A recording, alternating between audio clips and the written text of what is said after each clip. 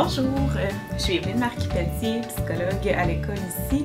Premier conseil dont j'aimerais vous faire part, c'est la notion évidemment d'hygiène de vie. Faire attention à soi au quotidien, c'est super important. Bien s'hydrater, bien s'alimenter, éviter la malbouffe. Surtout la semaine, le cerveau a besoin de glucides et de bons nutriments pour bien fonctionner. Alors gardons en tête de lui donner la bonne nourriture pour être bien en forme.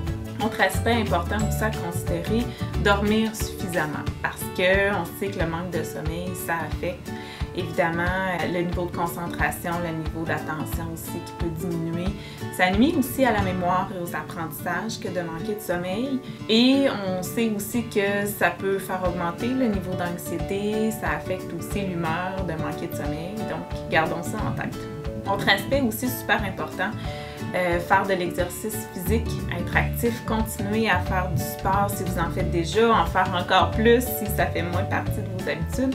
C'est important de bouger. Pourquoi? Parce que quand notre système s'active, quand notre corps bouge, ça augmente l'apport sanguin, le flux sanguin au cerveau, fait que ça augmente le niveau d'oxygène qui arrive dans notre cerveau et donc nos cellules et nos neurones en fait fonctionnent de manière encore plus efficace. Deuxièmement, discutons un petit peu de trucs généraux pour faciliter la préparation aux examens. C'est sûr que étudier au quotidien, je pense que c'est la clé. Éviter de reporter à plus tard, de reporter au lendemain parce que ça peut juste augmenter le niveau d'anxiété. Se faire aussi un horaire puis s'en tenir à ça, ça peut être bien aidant. Dans vos périodes de devoirs et d'études, entrecoupez-les de petites pauses. Par contre, évitez de se mettre à faire une activité qui serait trop intéressante et qui serait trop vraiment divertissante parce qu'à ce moment-là, ça risque d'être démotivant pour revenir à l'étude. Pour motiver l'enfant, ça peut être bien aussi de faire un calendrier du mois de juin et de regarder avec l'enfant, il reste combien de jours avant les vacances d'été, combien de jours d'école il reste, et de faire un décompte. À la fin de la période des devoirs, des leçons, ça peut être vraiment aidant et pertinent de mettre une petite période de loisirs, d'activités que l'enfant aime particulièrement. Je vous donne quelques trucs au niveau de stratégies mnémotechniques. Stratégies mnémotechniques, ce sont des stratégies qui nous permettent de mémoriser les apprentissages qu'on a à faire. C'est sûr que pour mémoriser quelque chose, pour étudier et faire en sorte que la connaissance reste en tête, c'est la répétition qui est la clé essentielle. Donc parfois étudier debout, assis, étudier à travers un jeu, donc varier un petit peu les contextes où la notion est apprise. Apprendre par cœur, c'est aussi une stratégie qui est efficace. Les examens de fin d'année ou les examens en général, ça peut occasionner du stress chez l'enfant, c'est normal. Pour aider à calmer un petit peu ce stress-là, c'est utile et pertinent de s'en tenir à une routine qui est quand même assez stable, assez constante à tous les jours.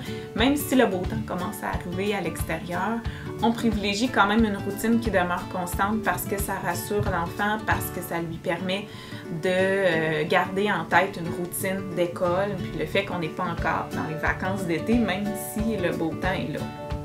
On peut aussi dresser une liste avec l'enfant de certaines stratégies qui vont être aidantes pour gérer, calmer le stress.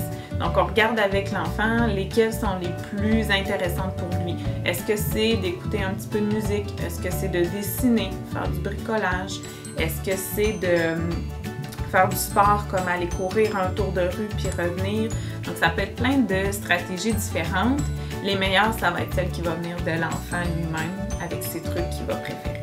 Si jamais vous voyez que l'enfant revient souvent avec la même question ou la même interrogation, il n'est pas sûr de lui, vous le voyez un petit peu anxieux, je vous conseille de ne pas répéter les mêmes réponses aux mêmes questions qui reviennent. Si vous savez que l'enfant a entendu puis qu'il a compris la réponse que vous lui avez donnée la première fois, dites-lui, je t'ai déjà répondu à cette question-là, tu la connais la réponse, redis-moi, qu'est-ce que je t'ai dit tantôt? On peut même lui dire avec douceur que on ne répondra pas de nouveau à sa question parce qu'on sait qu'il connaît la réponse. Puis on le ramène à ce qui a déjà été dit. Dernier point important aussi en tête pour essayer d'éliminer une certaine forme d'anxiété liée à la performance, qu'on appelle l'anxiété de performance, c'est vraiment de créer un contexte d'étude, d'apprentissage qui va être le plus axé sur le plaisir dans la mesure du possible, sur garder des attentes réalistes envers l'enfant, puis lui rappeler que l'important c'est qu'il essaie quelque chose même s'il n'est pas certain, qu'il se fasse confiance, qu'il fasse des efforts, utiliser aussi ces mots-là en discutant avec l'enfant.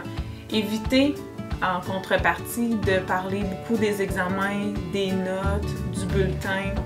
Éviter de dire qu'il faut étudier pour avoir des bonnes notes, mais plutôt axer sur les efforts et la persévérance. Donc voilà, ça fait le tour. Je souhaite à toutes les familles une bonne étude, une belle préparation aux examens, puis bon succès à tous les élèves.